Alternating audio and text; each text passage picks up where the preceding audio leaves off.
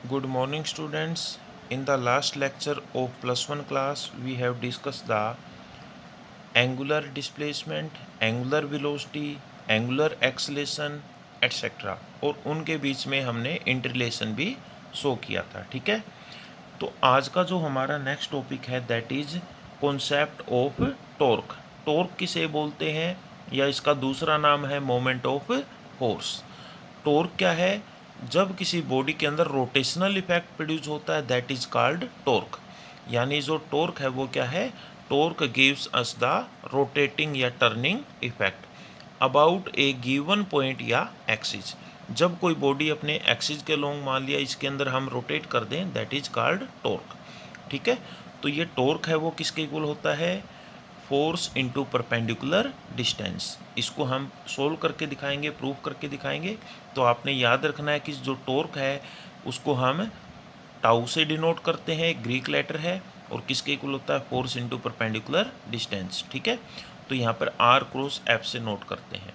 ऐसे में अगर क्रॉस प्रोडक्ट है तो आर और एफ है, उनके बीच में एंगल क्या होगा? Sine theta. तो ये हम क्रॉस प्रोडक्ट पहले कर चुके हैं। अगर दो वेक्टर के बीच में क्रॉस प्रोडक्ट है तो एंगल क्या होता है? Sine theta. ठीक है, डायमेंशनल फॉर्मूला क्या होगा? आर है उसका डायमेंशनल फॉर्मूला L1 और फोर्स है उसका M1 L1 T-2। तो L1 L1 क्या हो जाएगा? L2 हो जाएगा। ठीक है, M1 L2 T-2। ठीक है, तो ये हमारे पास डायमेंशनल फॉर्मूला होगा मोमेंट ऑफ टॉर्क का।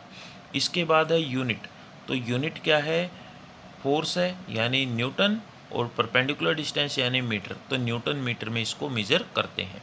ओके, तो आज हम इसके लिए अब नेक्स्ट टॉपिक है that is expression for torque in Cartesian coordinates. एक कोऑर्डिनेट सिस्टम कंसीडर करेंगे जिसमें ये एक्स एक्सिस है, ये वाई एक्सिस है। तो मान लेते हैं कि यहाँ पर कोई भी एक ऑब्जेक्ट है जो P पॉइंट पर है, उसका पोजीशन वेक्टर R है, and the position vector R makes an angle theta with the x axis. X axis के साथ थीटा एंगल बनाता है। ठीक है, तो यहाँ पर अगर हम उसको P से Q तक लेके जाएंगे तो मान लेते हैं कि वहाँ पर जो position vector that is R plus D R, और P से Q तक कितना डिस्प्लेस किया? D R. ठीक है, तो आप ये चीज़ें एक्सप्लेन कर सकते हैं। तो यहाँ पर हमने मैं थोड़ा सा एक्सप्लेन कर देता हूँ दोबारा से।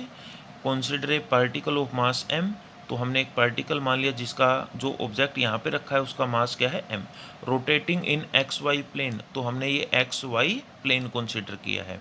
About a fixed point O Z, यानी जो ओ जेड है यानी जेड क्या होगा हमारा? परपेंडिकुलर होगा एक्स और वाई के परपेंडिकुलर।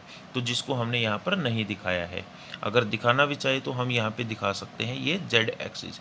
ठीक है, तो z क्या होता है? एक्चुअल में ये परपेंडिकुलर होता है, लेकिन हम 2D में इसको ऐसे शो नहीं कर सकते। ठीक है, तो मान लेते हैं let p be the position of particle at any instant of time.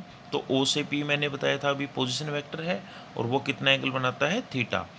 Let the rotation occurs under the action of a force F। तो मान लेते हैं इसके ऊपर फोर्स लगाते हैं, F फोर्स लगाया, तो जिसके कारण वो क्या है? मान लिया रोटेट कर जाता है through a small angle D theta. ठीक है, तो यहाँ पर O मान लिया क्या ऊपर आएगा, तो उसकी जो पोजीशन वेक्टर है वो क्या होगी? R plus D R. तो यहाँ पर डी आर क्या है? स्मॉल डिस्प्लेसमेंट होगी ऐसे में। तो इस तरह से हम इसमें सोल्व कर सकते हैं।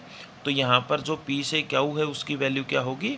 आप वेक्टर लॉ का यूज़ करके वहाँ पर वैल्यू निकाल सकते हैं, that will be D R. अब मान लेते हैं small amount of work done in rotating the particle from P to Q। अगर इसको P से Q तक रोटेट करते हैं तो वहाँ पर small amount of work done को हम dW से नोट कर सकते हैं। और आपको पता है वर्क डन क्या होता है? Force into displacement. तो यहाँ पर फोर्स को हम वेक्टर फॉर्म में लिखें तो क्या होगा? एफ एक्स, यानी फोर्स अलोंग एक्स एक्सिस, आई उसका यूनिट वेक्टर। ऐसे ही फोर्स अलोंग वाई एक्सिस, जे उसका यूनिट वेक्टर। ऐसे ही पोजीशन वेक्टर को हम सेकंड यूनिट में कर चुके हैं, तो क्या होता है? X I plus Y J plus Z के। अगर स्मॉल डी आर है तो यहाँ पर क्या लिखोगे? D X I plus D Y J.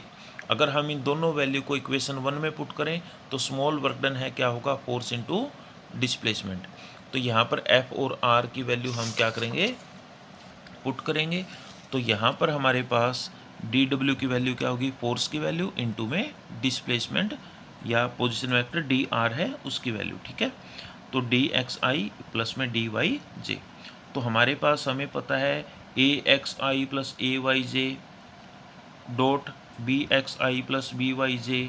अगर हमने डॉट प्रोडक्ट किया था तो वो किसके इक्वल था, ए एक्स बी एक्स प्लस में ए वाई बी वाई। तो आप ये सेकंड यूनिट में पढ़ चुके हैं। अगर हम इनकी डॉट प्रोडक्ट करेंगे तो हमारे पास रिजल्ट ये आएगा, जिसको हम यूनिट इक्वेशन 2 से डिनोट कर सकते हैं।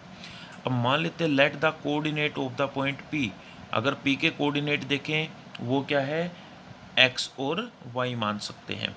एक्स की वैल्यू हमने रिजोल्व करना सीखा था, तो आर की ओ पी की वैल्यू क्या थी बेटा, आर से नोट किया था। अगर रिजोल्व करेंगे आर वेक्टर को, जिसके साथ थीटा है वो कोस थीटा होता है, ठीक है, कोस एंगल होता है, और जो उसके परपेंडिकुलर होगा वो साइन एंगल होता है, ठीक है। तो हम ये वैल्यू नोट कर सकते हैं इक्वेशन 3 और 4 से। अगर हम इन वैल्यू को डिफ्रेंशिएट करें, डिफ्रेंशिएशन आप कर चुके हैं पहले भी, तो डिफ्रेंशिएशन डी एक्स बाई में और किसके रिस्पेक्ट में चेंज होता है, थीटा के। तो D X by D theta के रिस्पेक्ट में डिफ्रेंशिएट करेंगे तो D by D theta R cos theta, ठीक है। आर कांस्टेंट है तो बाहर रखोगे, और कोस थीटा का डिफ्रेंशिएशन, कोस का डिफ्रेंशिएशन क्या होता है, माइनस साइन। तो ये डी एक्स की वैल्यू अगर सोल्व करेंगे तो क्या आ जाएगी, माइनस बाहर ले लिया, माइनस आर साइन थीटा, और डी थीटा इधर आकर मल्टीप्लाई। तो आर साइन थीटा है आपको पता है किसके इक्वल है, वाई। तो ये क्या हो जाएगा, minus Y D theta, equation number 5। इसी प्रकार से हम जो हमारी इक्वेशन 4 है, यानी y is equal to R sine theta, इसको डिफ्रेंशिएट करोगे, आर कांस्टेंट है बाहर रख लिया, और साइन थीटा का डिफ्रेंशिएशन क्या होता है, कोस थीटा, ठीक है। और आर कोस थीटा किसके इक्वल है बेटा, आर कोस थीटा है एक्स के इक्वल, तो एक्स, तो डी वाई है वो किसके इक्वल है, एक्स, और डी थीटा इधर है डिवाइड में, तो इधर आकर multiply, that is equation number 6। तो हमारे पास जो इक्वेशन 5 और 6 है, इन वैल्यू को पुट कर सकते हैं इक्वेशन नंबर 2 के अंदर। तो हमारे पास जो स्मॉल वर्क डन है that will B F x, और डी एक्स की वैल्यू इक्वेशन 5 से, तो माइनस वाई डी थीटा, ठीक है, और प्लस में एफ वाई था, और फिर डी वाई की वैल्यू पुट कर देंगे इक्वेशन नंबर 6 से। तो ये हमारे पास वैल्यू पुट करने के बाद वर्क डन है वो किसके इक्वल होगा, X F Y into D theta minus में Y F X D theta, ठीक है। तो यहाँ पर देखो थीटा दोनों में कॉमन है, तो कॉमन ले लिया, तो वर्क डन किसके इक्वल है, एक्स एफ वाई माइनस में Y F X D theta. तो यहाँ पे वर्क डन है, हम क्या रख सकते हैं, इस पूरी वैल्यू को टाउ से नोट कर सकते हैं, और इंटू में डी थीटा, जहाँ पर टाउ है वो किसके इक्वल है, एक्स एफ वाई माइनस में वाई एफ एक्स। इसी वैल्यू को बोलते हैं value of torque in Cartesian coordinate, ठीक है। तो आप एक बार इसको ज़रूर करके देखें, तो काफ़ी इजी टॉपिक है, लेकिन आपके लिए नया है, तो आपको एक बार इसको राइट ज़रूर करके देखना है। Okay, thank you.